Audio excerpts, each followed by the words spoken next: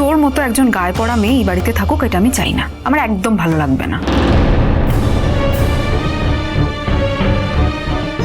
এই কি হচ্ছেটা কি? ভুলভাল কথা বলছিস কেন? দেখ, তোদের কলেজের ঝামেলা কলেজে রাখ, ক্লাসরুমের ঝামেলা ক্লাসরুমে রাখ। আমরা এখানে কিন্তু ভাই বোন, এখানে এসব করবি না। বাড়ি অব্দি টেনে আনবি না ঝগড়াটাকে।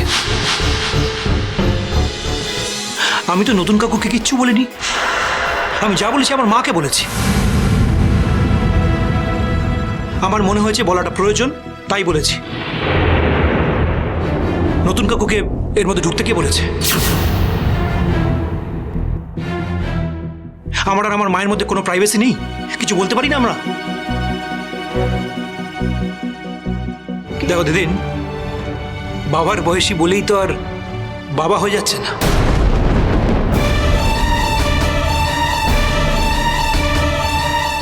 কথাবার্তা তোমরা এত ভুলভাল বলো না মাঝে মধ্যে, কিছু বুঝতে পারি না। বারবার এই কথাগুলো বলবে না। বাবার বয়সী বাবার বয়সী, হেল উইথ বাবার বয়সী। ওফ প্লিজ চুপ করো না গো, তোমরাও চুপ করো প্লিজ। এত চিৎকার চেঁচামেচি আমি নিতে পারি না, আমার খুব অস্বস্তি হয়। আমার বাড়িতে আমি কখনো এত ঝামেলা হতে দেখিনি। সরি সরি বর্ষা, আসলে কি বলতো, এই বাড়িতে নতুন কাকু ছাড়া কোনো টপিকই নেই। আমার বাড়িতে আমি কাকে নিমন্ত্রণ করব কি করব না সেটা তো আমি ঠিক করবো রে। তোদের নতুন বিয়ে হয়েছে, তোরা মামার বাড়িতে খেতে যাবি। আর বর্ষার মা বাবাকে কতদিন চিনি বল, আমরা তো তাদেরও বলেছি। আর নতুনকে এতদিন চিনি, তাকে বলবো না? নতুন ছাড়া এ বাড়িতে কোনোদিন কিছু হয়েছে না হয়? এখন থেকে হবে।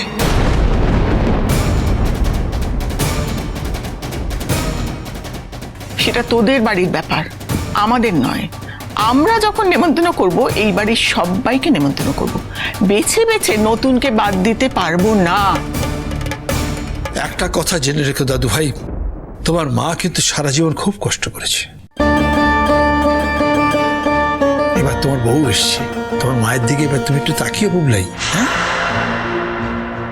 আর তোমার বউকেও বলে যাচ্ছি, বর্ষা মা, তোমার শাশুড়ি মার জন্য কিন্তু এই সংসারটা আমার ফুলে ফুলে ভরে উঠেছে।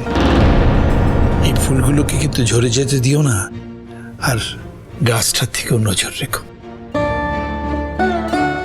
গাছটাকে যত্নে রেখো।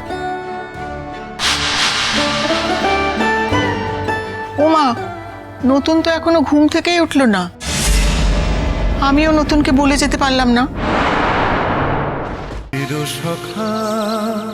চিরসখা সোম থেকে রবি প্রতিদিন রাত ৯টায় স্টার জলসায় ও জিও হটস্টারে।